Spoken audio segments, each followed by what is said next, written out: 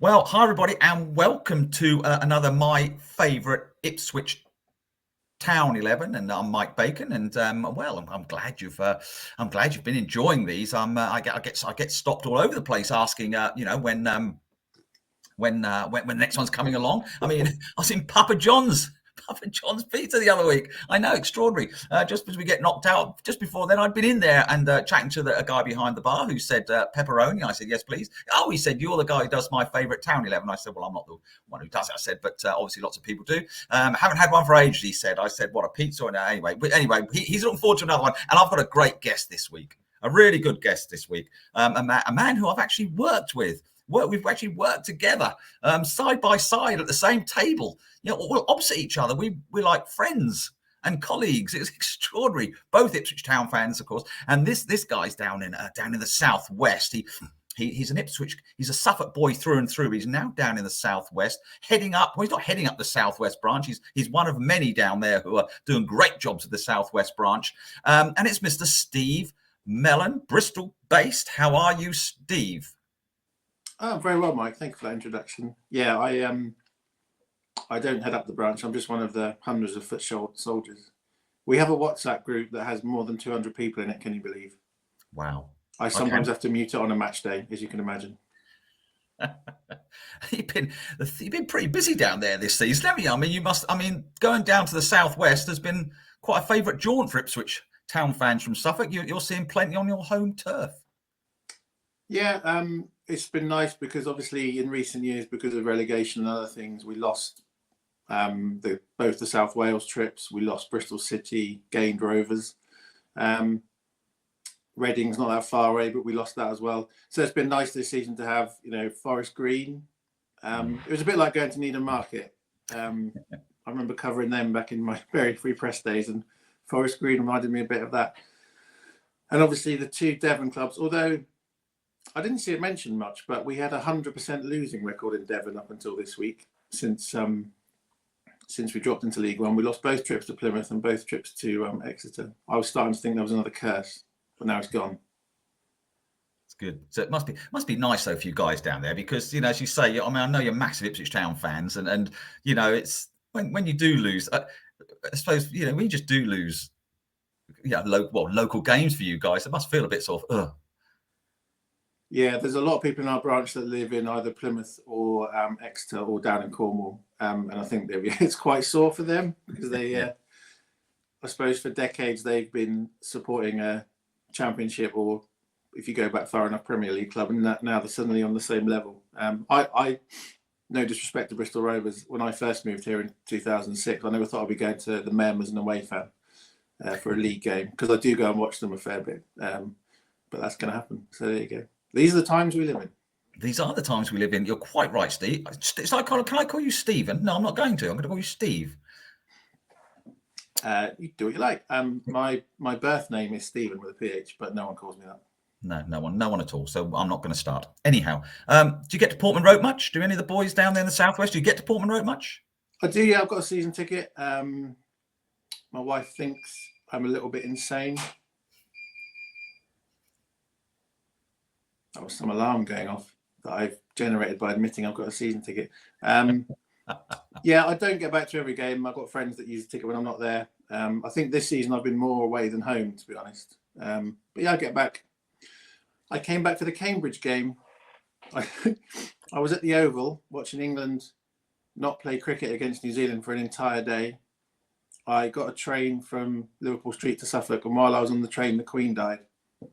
And instead of going back after watching us play Cambridge, I went back on the Friday night. But enough of my woes.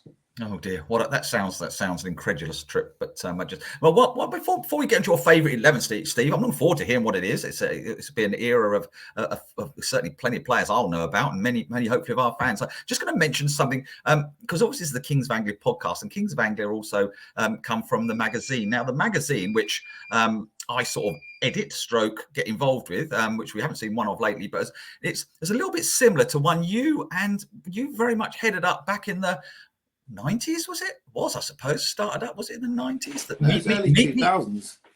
Meet me at Sir Alf. Who remembers that? There was fun times, actually.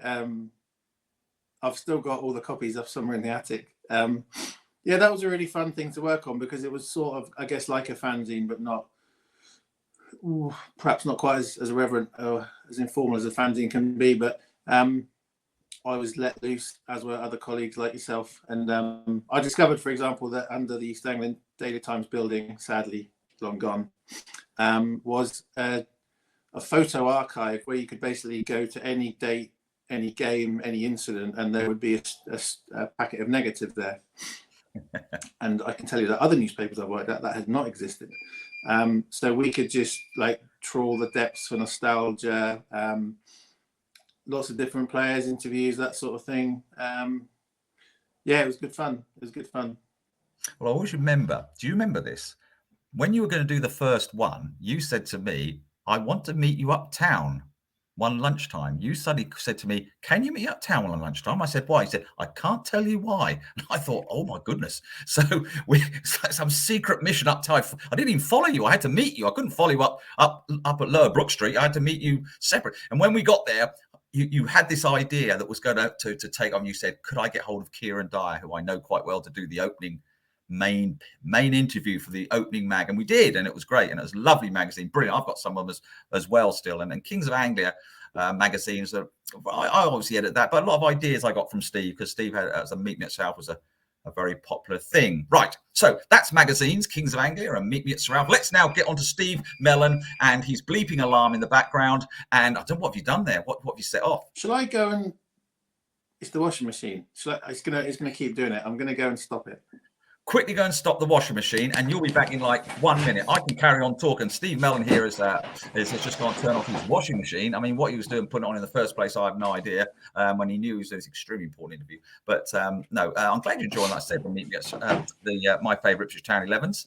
And he's back already. So there you go. That didn't take too long. Right, Steve. So, right, you've been Ipswich Town fan since how long? My first game in person was 1988.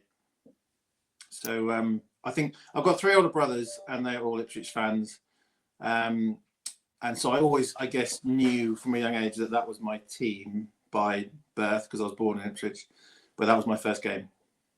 Excellent. Right. Okay, then. So the era is going to be roughly 90s into the present day, I assume. So, right. So, Steve, anyway, well, look, some people have formations, some people don't. I don't know what you've done here. I don't know what your team is. Give me a little overview of your formation, perhaps, and then go straight into your goalkeeper, Steve. It's 3-5-2. Not because I like that formation or I think it works with these players, but it enabled me to shoehorn all my favourites in. There were players that I remembered wrongly were right backs when they were in fact left backs, and things like that. Anyway, so the goalie is Richard Wright. Having said my era, 1988 to present day, that's probably not a surprise. Obviously, when I started watching, the first successful team I saw was the 91-92 promotion. That was Craig Forrest in goal, but Richard Wright was just a special keeper. I don't know if some fans may remember this, that when Arsenal bought him off us, it was basically based on one game at Highbury. Well, that seems to have clinched it for Arsene Wenger. And I was at that game. They beat us 1-0, but it should have been about 8-0. And it was like he had a force field around the goal. And I was in the away end, and I could the Arsenal. It took them a while to break us down. I think it was a second half goal. And the Arsenal fans near us were getting increasingly like it's going to be one of those days. A bit like us v Cheltenham the other day. He was incredible. And then you think about the playoff final. It often doesn't get included in the highlights reels, maybe because there's so much else happened in the game. But he obviously saved a penalty just before half time. Yeah.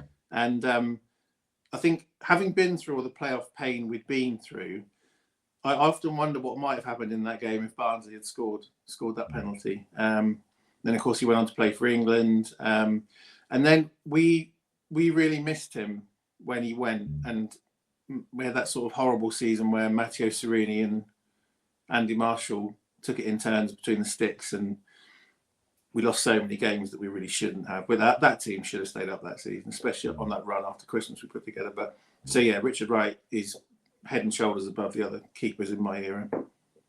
He was a really good keeper. I think a lot of people forget. And at Barnsley, you're absolutely right. They show all the highlights of Wembley 2000 of Marcus Stewart, bless him, and Richard Naylor and Mogger and all this. And no, you already see Richard Rice saving a penalty at such a crucial stage. But great. I think I'm right in saying that he saved a penalty on his England debut as well. I might be making that up, but I think he did. I think he gave it away as well. Didn't he give away the penalty maybe. and then got up and saved it? Yeah, I think that was against Malta. So I can't remember the team, but anyway, I think it was something he did. You're right. He did save a penalty in his England debut. So right, great goalkeeper. Is he still? Wasn't he like on the books at Manchester City for years?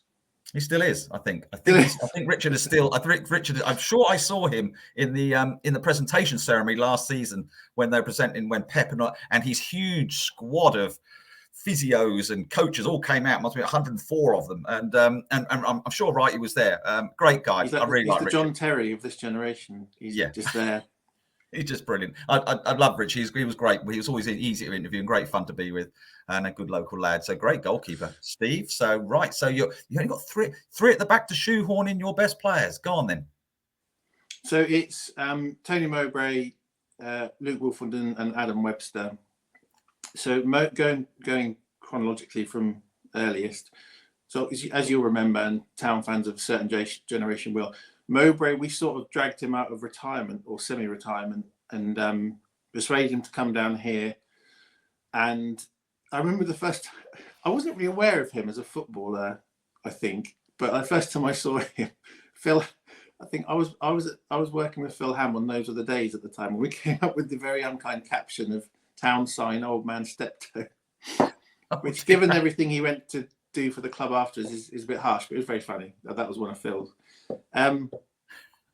But he just slotted in. He did a job, really tightened up our defence, and we were evolving as a team. You know, Burley. I'll come to this later. Obviously, Burley inherited a bit of a train wreck, and then slowly over the course of the next few seasons turned us into a promotion outfit. But he was key to that, and I think the younger players alongside him learned. And we see a lot of this in football these days, of players having one last paycheck where they kind of go through the motions and don't really contribute anything, or they're injured. But you think about what he did, the equaliser at Wembley, probably top of the list. But I remember he scored an incredible goal at Ewood Park. We drew 2-2, and him and Matt Holland both scored sort of mid-air bicycle kicks down the other end. And he was just a big character. And I think as a club, we have a lot to thank him for. So there's him. Adam Webster. It might be a bit of an odd choice because he didn't really play for us for that long. He's kind of a victim of the Evans era where we bought a young, promising player, should have developed him and held on to him till his value rose, but sold him pretty quickly. But when I saw him play, he was just superb. And I remember Bristol City sold Aidan. I think I got this right. Bristol City sold Aidan Flint. And Aidan Flint was an incredible player for them. I think he scored 18 goals one season from centre-back, including a mid-air back heel as part of a hat-trick. That's true. And I was walking across a park the day after we sold Webster to them, and I saw a mate of mine who was a season ticket holder at Ashton Gate, and he was all furrowed brow, and he said, "Oh, you've robbed us there, and we've lost Flint." And I said, honestly, you've signed a Rolls Royce of a player there. Mm. And I saw him again about 3 months later. He said, "Yeah, you're right. He's superb." And then, as we know, a certain canny Mark Ashton sold him on for gazillions of pounds. So his flame burned briefly at Portman Road, but that's why he's in there. And then Wolfenden, I bracket Luke Wolfenden with Flynn Downs in that they've come through at a similar time, and I think both have, in Downs' case, it's not Premier League potential, it's Premier League reality now, isn't it? But I think Wolfenden is that good. I almost think he's too good, because sometimes he does have a mistake in him, because he probably thinks, I'm not going to put thoughts in his head, but I wonder if he thinks the game's too easy at this level. But he's just great to watch when he's on form. Brings the ball out. Very skillful player, good defender. So there'd be those three. Remember, I have waded through some dross of defenders in my time since 1988. I don't want to name any of them, but no, don't offend. I must confess, I do like those three. I think that's three terrific choices. I mean, Moggo always liked. I mean, as you say, he was such a huge character. Always remember him having a go at Kieran Dyer once for throwing his fan mail on the floor in the dressing room and not reading them correctly, or when he did read them correctly, he sort of just flicked them away because he had so many. He used to get so many. Moggo say, I never really got any, but Kieran used to sit there with loads, and I used to say to him, read them properly, Kieran, will you stop throwing them away? But so he was a great influence in everything that time. As you're right, that's a good point about last paycheck. He came and gave everything for Ipswich. And then Webster and Wolfton, both a couple of Rolls Royces, really. I mean, Wolford's still in the infancy of it, but gets better, doesn't he, Luke? I mean, just getting better this season, even. They can those two can play out from the back, and Mowbray can spring the offside. Not spring the offside. I mean, I must confess, I think Webster's done really well for himself and is going to carry on doing so. And really, Luke Wolfton needs to be playing at least the Championship. Hopefully, he is with us next season. And then who knows what? Yeah, great. Like I shall back three there, Steve. If you don't mind me saying. Thank you. Yes, pleasure. Right. Moving on. This is a well-packed midfield. Say again. This is a well-packed midfield you have here, isn't it? I'm looking forward to this. Yes, it's bristling with talent. So the flying left wing back is Mauricio Taricco. There's a lazy stereotype about non-British players that they come over here and they don't understand the culture and they don't get into the club identity. So he's a case that disproves that. When I was involved with those days, myself, Phil Ham and Gav Wilding had the pleasure of going to his house and interviewing him for those days. And he was, it always amuses me now when I think back things like it. I imagine someone now ringing up Ronaldo and saying, hello, we're from the Man United fans, and can we come to your house in Alderley Edge or whatever it is? But he, in South American football, the players are very much aligned with the culture of the fans, which is partly why their derbies are so insanely dangerous. But he bought into the whole Ipswich culture. And he was just a superb player to watch, especially going forward. I mean, he scored some absolutely cracking goals for us. His link-up play with Paul Mason. But I remember, and I always use this example, he played against Bolton in the League Cup for us, and he got ripped to shreds. It was, bear in mind he was bought as a make-weight for the Adrian Paz deal. And a lot of people were like, well, who's this useless clogger we've got from Argentina? And he ended up being Sports Player of the Year a few seasons later, and we sold him, and it was a really sad day when he left for Spurs. And I'll always remember that goal he scored against Norwich in '97 on a Friday night, probably the last time the cops would let us play Norwich on a Friday night. And it was to watch someone who I knew had decided to dislike Norwich because he knew that the fans disliked Norwich, to just curl that one into the corner. And the expression on his face afterwards. And I often say of that game, and I think anyone who was there will agree with me, we could play Norwich for 100 years at Carrow Road and Portman Road, and we will never match the atmosphere of that night. It was an absolute bear pit, and it's always great when you win as well. And I associate him with moments like that, and with feeling like that team that had been such an embarrassment when it had come down was going places again. He was a brilliant player, wasn't he? And as you said, I think very much so. And you're absolutely right. He bought into the fans, didn't he? He that was the thing. He wasn't coming here again just to be paid. He understood the whole thing. He's been a popular choice of one or two people, actually, Steve. So I'm not surprised. And that just says a lot about him, really. And those who are not lucky enough to watch him play, you missed a treat there, because he was just everything you want from a player, wasn't he? As a fan, he was everything you wanted. It's true. So, complimenting him on the other side, I have Frank Yallop. This is a very unorthodox choice. And I'll be honest, I'm not choosing Frank Yallop necessarily because he was the best right back, wing back that I could pick. But as far as I understand it, all the riches we have at the moment with Game Changer and Mark Ashton and everything comes from Frank Yallop talking to Brett Johnson or talking to one of the Game Changer trio. So, when you think about this in context, I was thinking about this. It's been 20 years since we were relegated from the Premier League, and we all thought we'd go straight back, and here we are 20 years later in League One. And I think of all the dross we've had to endure in that time, and all the low. And we've had what have we had in that time? We've had 3 playoff campaigns, 2 under Royal, 1 under McCarthy, and we've had a League Cup semi-final, and that's it, really. Yeah. That is it. And when you look at where the club was a few years ago to where it is now, I know we're still in League One, but you look at the infrastructure that's being put in place, the money that's being spent. We pretty much buy any player we want. I think the only one we haven't got was that Crooks guy who went to Borough instead of us. And we're in dreamland, really, and that's all because of Frank Yallop. So I include him not because of his playing ability, and I know you like an exclusive, Mike, over there at the Star and Anglian. So I'm giving you an exclusive now. I'm not a fan of building loads of statues, but I think we can have one more at Portman Road. Here is the blueprint I've drawn up. Wow! So as you can see, possibly, it's Frank Yallop, and he's holding a giant shining gold US dollar. And there you can see the people of Suffolk hailing him. I couldn't fit, thank you, Frank, for putting us in touch with the pension fund.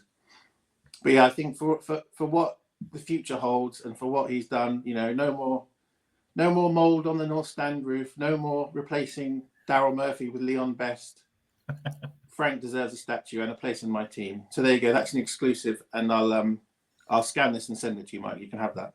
Wow, I'm not being funny. I mean, if you're listening to this on audio, so you can't see what Steve Mellen, you go over to YouTube and just watch Steve Mellen's Favourite 11 and look at what he has crafted. Is the word I'm going to use, crafted. And when we see it erected in the next decade, when Town are back in the Premier League and Champions League, of course, and the champions of Europe, then we'll look at that and we'll say, yep. That was what Steve Mellen helped bring, and alongside Frank Yallop. Perfect. Frank's on the right. Tarico's on the left. You've got 3 in the middle then, have you, Steve, for your favourite 11? I have. And we're entering into these ones and the forward players as well. We're entering into a realm of not necessarily picking them because I think this formation works, but just out of absolute love for these players as individuals. So I've got, in the middle, John Walk, and either side of him, I've got Jim Magilton and Kieran Dyer.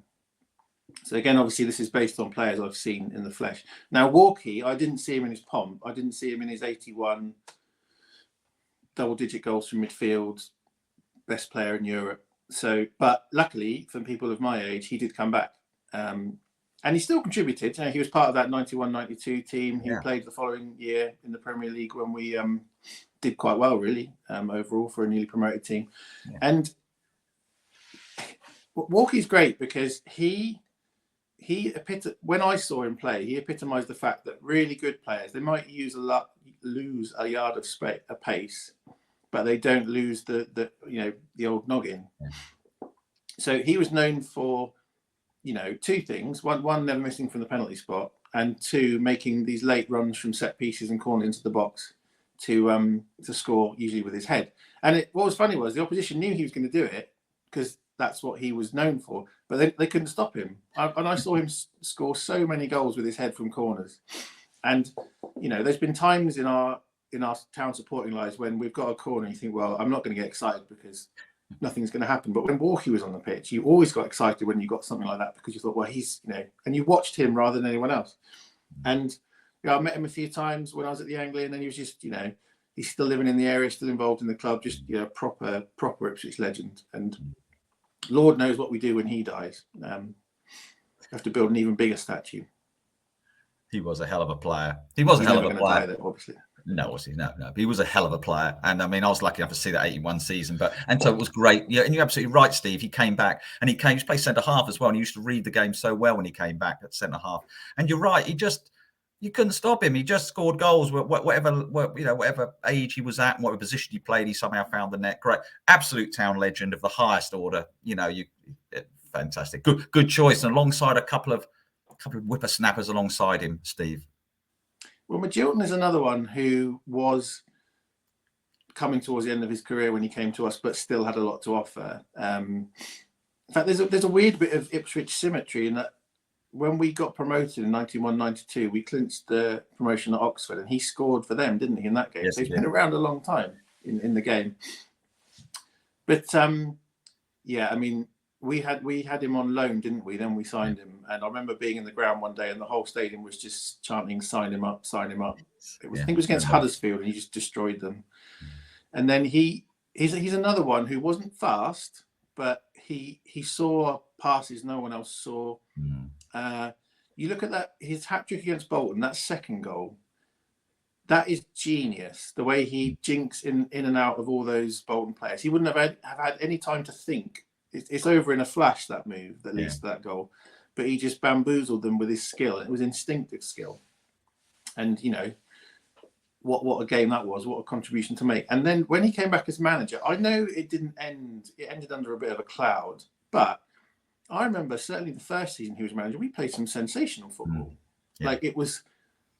I was living in Bristol by then, but I drove back specifically for the first few games of the season. And he brought Pablo back, and you know we were regularly scoring 2, 3, 4 against teams, and they were a joy to watch. And it didn't last. And I don't, you know, I wasn't based in Suffolk anymore, so I couldn't tell you what the reasons were. You'll probably know better than me. But yeah, it was a shame how it ended with him in the club. But he made a massive contribution, and he was just an absolute joy to watch. And you speak to any players who I've spoken to 22 players who played with Jim, and he was just inspirational. His standards were so high. You know, he wanted the ball. Just give me the ball. Give me the. See, you're right. Today, sometimes football's so much about pace and so much about athleticism and so much about strength, and that people forget that's actually just be cultured and play the football. You know, and he was that sort of player. Jim was that sort of player. I wished his management. I think. Managerially, he was a decent manager for Ipswich Town. I'm very sad the way it all ended, really, because you think where Ipswich Town were when we got rid of Jim Magilton. My goodness, he's quite right to sit there and think, oh yeah, look at that then. How long ago was that now? 12, 14 years and way off him, I don't know. Yeah. But he was a great character, wasn't he, Steve? I mean, he's a leader. He was a leader, and I think players around him loved that. And I always remember in that Bolton semi-final. Because we'd been bullied by them the year before, and we'd been bullied at Charlton the year before that, and we'd always come up short, and it felt like the other teams were nastier than us. And I always enjoyed his celebration when he just runs right up into Mike Whitlow's face, and it felt like, yeah, we're not just going to roll over this year, pals. And also that semi-final year, that year with the Town won in the playoff. I always remember Magilton being absolutely adamant that having beaten Bolton, they've only just beaten Bolton. There's nothing achieved yet. The final hasn't been won. You know, he was absolutely adamant. He didn't want to be interviewed. He was happy to be interviewed, but don't start going about how great it is to be in the. He didn't want to know. The idea was just to win now. The idea wasn't, oh, we've got a day out at Wembley. He wasn't interested in that. He was just interested in the next stage and winning, which is what he was all about. Yeah, great Magilton in there with great midfield. So and you've got young Kieran to top it up. Yes, so I haven't, because of the eras that I've watched the club in, I haven't watched that many, what I would say, real class players. But he was one. And obviously it's that romantic story that the fans like, which is the local boy, comes good, plays for us long enough so that we can enjoy his skills and his goals.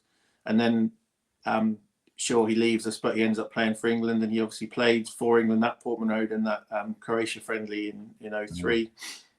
And even though we sold him, which was sad for him and sad for us at the time, we put some of that money towards buying Marcus Stewart. So he even contributed when we sold him. And he's another one that I just loved watching. And you felt, even if we were sort of being outplayed by, at an away game and we were under the cosh, you felt with him on the pitch that he could make something happen that would tilt the game back in our favour. And just a great player. And unlike, say, a Jordan Rhodes who came through our ranks, but we didn't really get to see him in the first team, at least we did get to see Kieran playing in a team that was on the up at the time. So that's why he's in there. I think I've told this story before. I always remember Dave Allard, a good friend of mine, good friend of yours. We all know Dave Allard used to work on the Ipswich Star in East Anglia Daily Times. I think they went to Stockport once, and Kieran scored an outrageous goal. I think he went past half the Stockport team. And Dave came back to the office on Monday morning, because it was one of Kieran's early games, just shaking his head. So you've got to watch it. You've got to watch this boy. You've never seen anything like it. I mean, that's Stockport away. Probably quite a tough pitch on a tough ground, and he just ran rings around Stockport players. He wasn't scared, and he got a lot of injuries, Kieran. A lot of the time because he was just battered by people. He wasn't. He had a hamstring injury, which was not his. Was something wasn't diagnosed, but I mean, he broke his leg a couple of times. These are bad tackles and stuff. And he still got 33 England caps. Gosh, how many more could he have got? So that's a good choice. So before we carry on, Steve, I'd like to sort of break at this point. So let's go through your team as you stand before we head towards the top end, towards the big goal scorers. So starting with your goalie again, let's just a quick refresh. So Richard Wright is in goal. You got a back three of Tony Mowbray, Luke Wolfenden, Adam Webster. Flying down the wings, you have Mauricio Taricco on the left and Frank Gallup on the right. And then you have a midfield trio, John Walk, Jim Magill, and then Kieran Dyer. I like it. I'd like it. The nice thing about this team already, so you're playing from the back here, aren't you? But it's going to go into the midfield, isn't it? Webster or Wolf are going to pick it up and slot it into Magilton or Walkie. Because I can see where you're coming from there. So look, like I say, I hope you're enjoying this. Steve Mellen's Favourite Ipswich Town XI here, everybody, on Kings of Anglia podcast. And we're going towards the strikers now, Steve. Wow.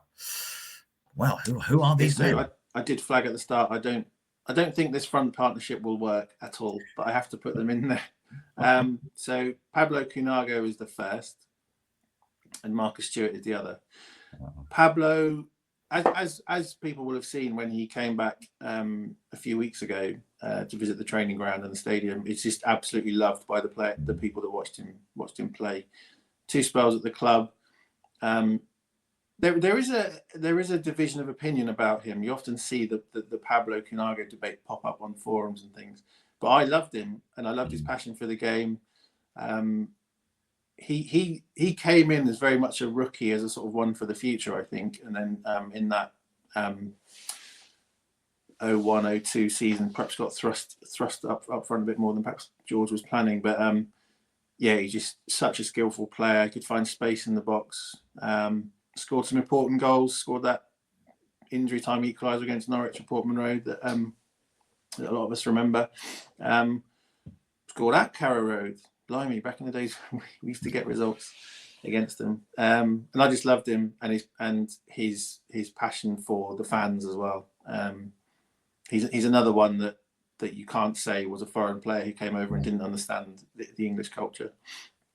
And the beautiful thing was, Steve, because you're right, Pablo was back just a while ago at Portman Road, and Andy Warren, who writes for us obviously now, spoke to him, and Pablo was absolutely gobsmacked at the reception he got. He told Andy, I couldn't get over. People were singing "Ole, Ole" and Pablo. He said, I thought he obviously perhaps half thought he might get a little gentle ripple of a round of applause from the East stand or something, but no, he got more than that. And why not? He was so popular. Where did you get that winner against Coventry? Wasn't it? It was the one in injury time. That one. I mean, wow, that was just some amazing stuff. He had some great moments at Ipswich Town. It was in an era when, as collectively as a club, as a team, we were going through rough patches, but he was the sort of one of the lights in the darkness, really. That's what I'll always remember about him. Great goal poacher. He was good. And then I have to have Marcus Stewart for someone of my age. I remember when we bought him, I was going to most home and away games anyway at that time, but a carload of us went up from Ipswich to the Barnsley game where he made his debut. And just having watched that team for season upon season in a row, the difference he made just overnight, his positional play, the runs he made, his finishing, and it was one of the, there was no bedding in, there was no, this player's got to gel, which I understand does happen. He made an impact straight away, and what a difference he made, to have him for the rest of that campaign.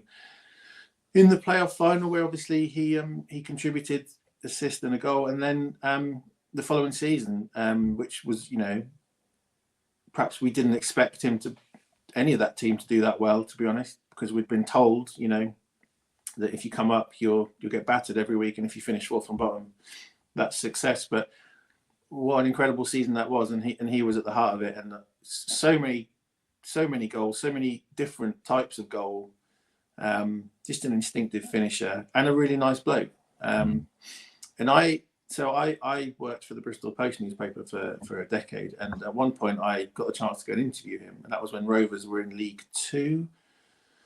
Would have been about 2013, and he was on the coaching staff. And I went up to their training ground, and all these players were sort of sloping back in. It was a classic Bristol day, horizontal rain and wind.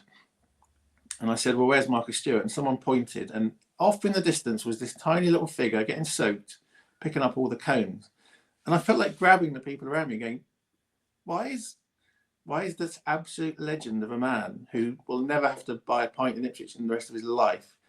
Why is he up there picking up cones while you League Two folk players are shuffling towards the wall? But I guess that's the job of a coach. And just to meet him just that once, it was such a privilege, and to shake his hand. And what a modest guy. And he said, he told me this incredible thing. He said he hadn't got anywhere footage of him scoring that winner at Anfield. He said he hadn't got it, and he wanted to show it to his kids because they didn't believe him. So I went home, got it would have been a VHS actually of that season, and got it burned onto a DVD and sent it to Rovers and said, give it to him. I don't know if he ever received it, but I hope he did. And it's tragic what's happening to him now, and obviously we all wish him all the best and cross our fingers for him. Mm.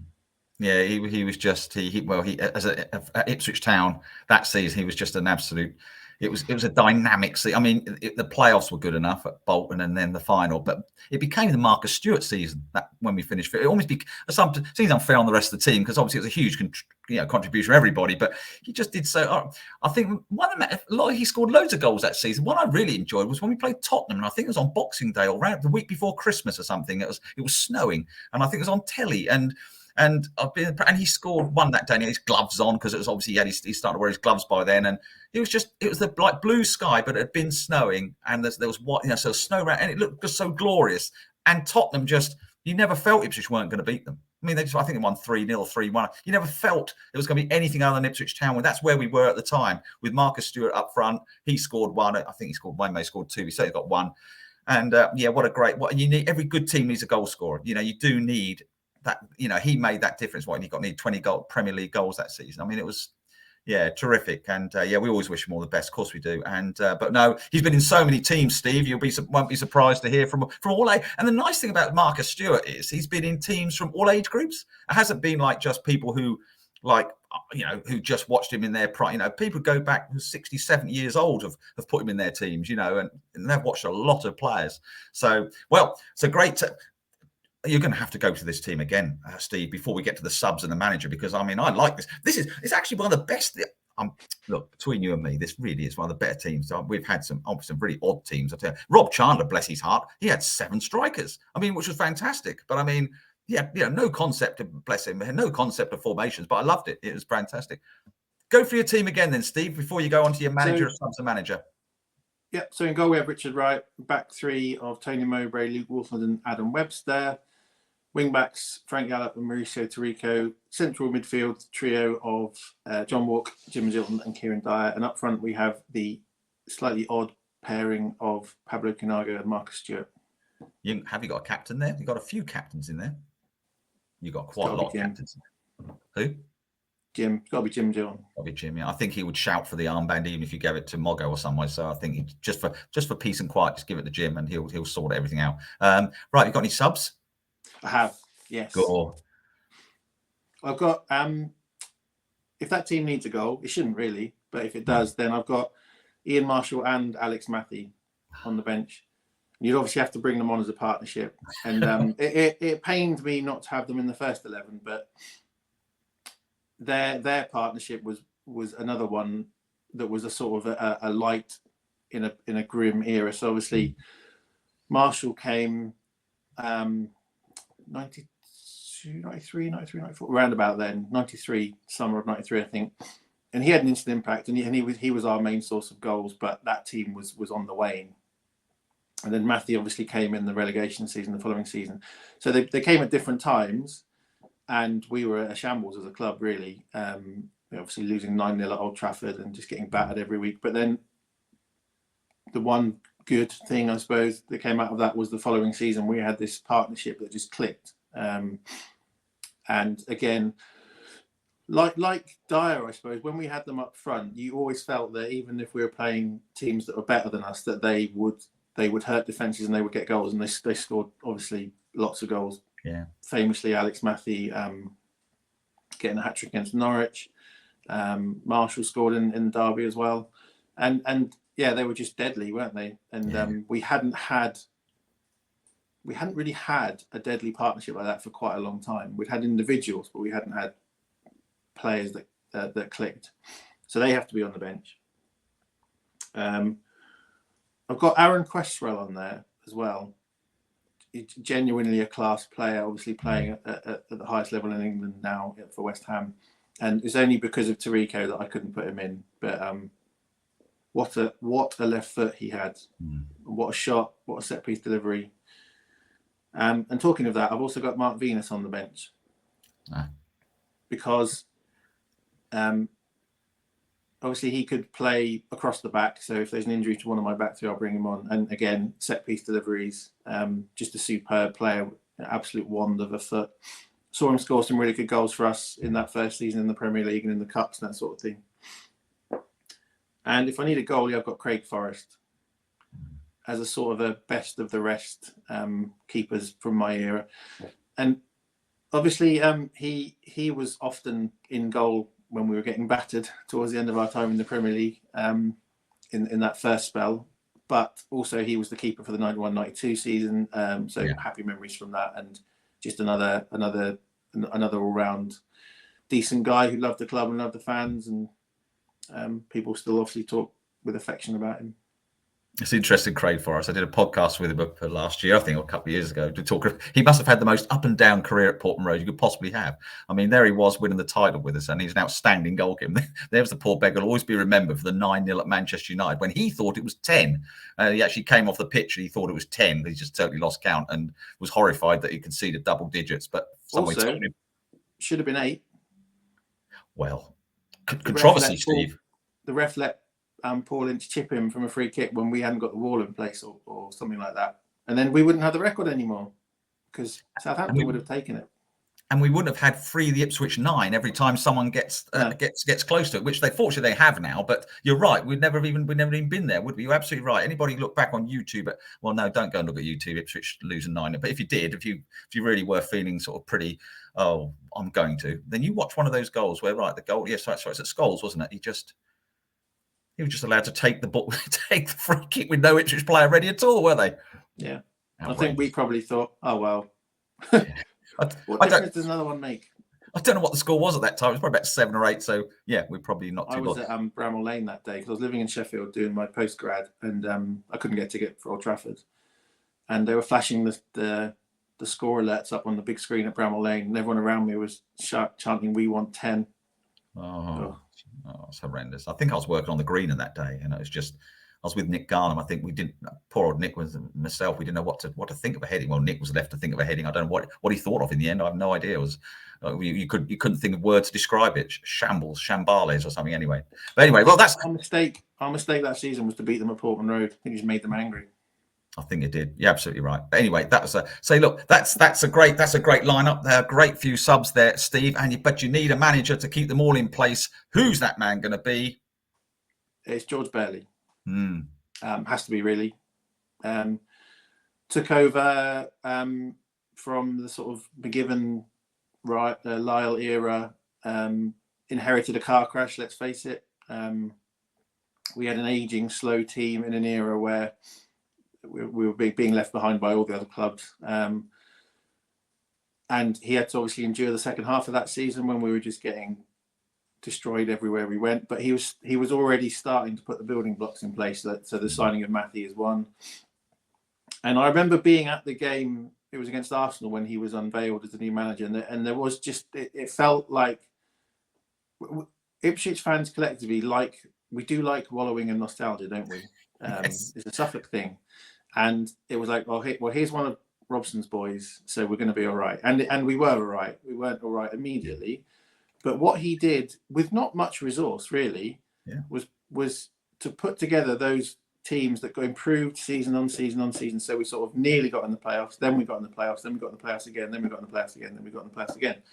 And to keep doing that season after season without much money to spend, but to do it with a playing style that was so easy on the eye, and to sign players like Matt Holland and, you know, bring Kieran Dyer through, to identify sort of other players that we brought in that contributed, and it culminated in that great day at Wembley, and then finishing 5th and going back into Europe, which is, you know, Town fans of my generation never thought we'd see us play in Europe again. Yeah. And obviously it ended again, as it often does with managers, under a bit of a cloud. A lot has been said about the season that we went down, you know, Dale Roberts passing away and the influence that might have had, and possible dressing room issues. And there is no doubt that second season in the Premier League was thrown away. I mean, we put together that run after Christmas at 7 wins out of 8. And from that position should have been safe. But we were so profligate. We managed to lose games. We managed to invent all sorts of ways of losing games that season. And so that obviously, in some eyes, tarnishes him. But when you look at the sum total of what he did for the club, he has to be the manager of my era. And I'm glad they've named a bar after him. And I'm glad he's still around. I often see him in the fan zone talking to people before games. Just Ipswich through and through. So, yeah, he's my manager. I'm interested that they named the bar Burley's Bar. Was it Burley's Bar? Burley's Bar, yeah. I'm really interested. That's a really good thing. I find that really interesting and really quite warming, really, because I know I spoke to George. George is the manager I grew up with, really, through in my journalistic careers, editor at the Green and stuff. He was always the man that was there throughout all his time. He was always the manager I always went to and had, you know, lots of chats with, really. And I know, speaking to him after he left and then came back, I think he felt a little bit sort of not overly appreciated, really. I think he felt he was appreciated, but not quite as much as there was with Bobby Robson this and Sir Alf that. And what George did was extraordinary. You know, not only did he play 700 games for the club, or whatever he did, he then came back and got them back to the best times I've had in, you know. So this recognition of the bar, I think, is just fantastic. And it just sums up the new Ipswich Town that we have, you know, the appreciation of what's gone on before, rather than, and you got to remember that the new Ipswich regime, Mark Ashton and the rest, they don't know George. They weren't hearing the George Burley. They're obviously listening. They must be listening to people who are saying you really ought to. And so that was great. I was pleased for George. Big smile on his face and opening that, because that's going to be there. That's there now. It's longevity. It's there now. It's forever. You know. Along with all the things we've done with Kevin Beattie and Sir Alf and Bobby, and it's just excellent. And yeah, good choice of manager, Steve. I think a lot of people have chosen him as well. So, well, before we let current one's not doing too bad either. Well, he nearly got in some. Who was it was doing? Oh gosh, I've forgotten. He nearly got in somebody as his manager, but he couldn't quite pick him up because it hasn't quite gone far enough. So we'll a little wrestler. But wouldn't surprise you, Mr. McKenna carries on at this rate. Will soon be people's favourite manager. He's a little bit worried about Ipswich Town at the moment, then, Steve. I mean, obviously, well, going nicely, eh? Yeah, I mean, I'm a glass half full person.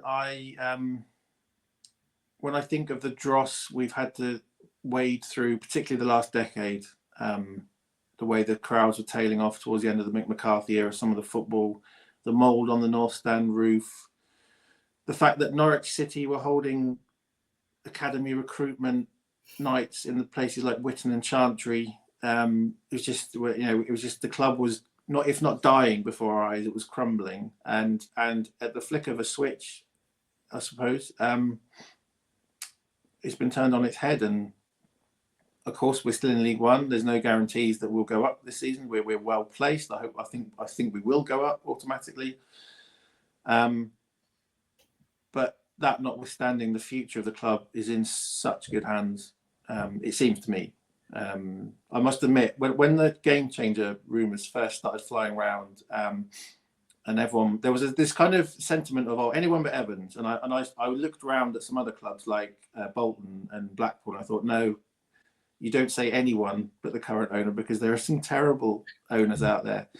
And we just seem to have absolutely landed on our feet with this lot. They, you know, you can only take people at face value on what they say, but they've got a lot of respect for the club. They saw very quickly, as did Mark Ashton, that the club had lost touch with its fan base and its sort of, you know, its roots.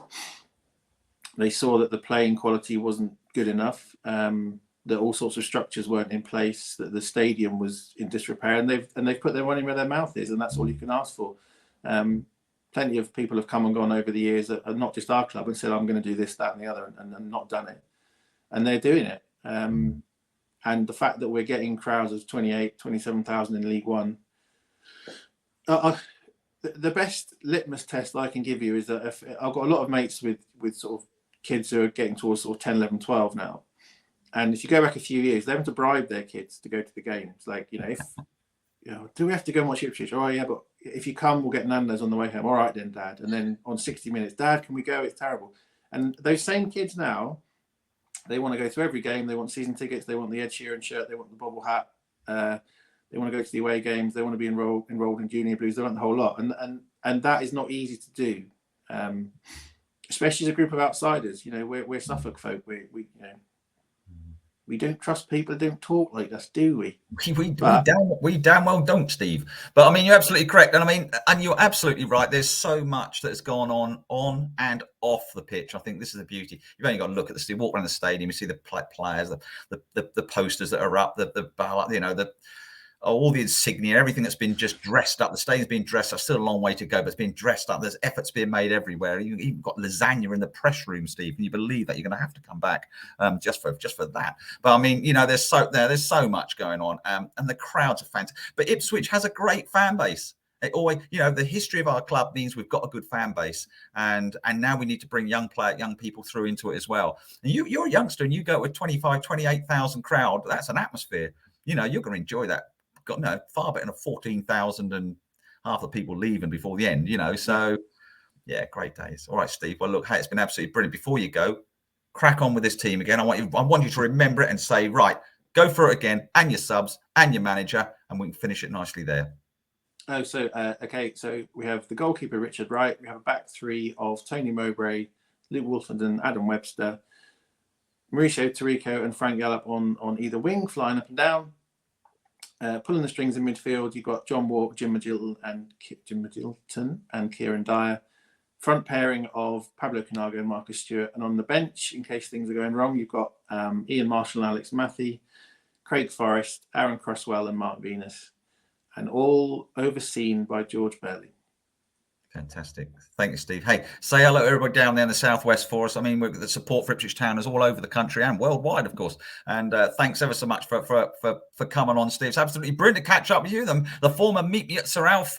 Who will ever forget that magazine? I can't. I'm going to have to mention it again. Steve, brilliant to catch up. Let's hope all our dreams come true about promotion. And, well, thank you very much, Steve. And we'll speak. We'll hope everyone see you on the pitch when we go up, Mike. Yeah, I'll be there.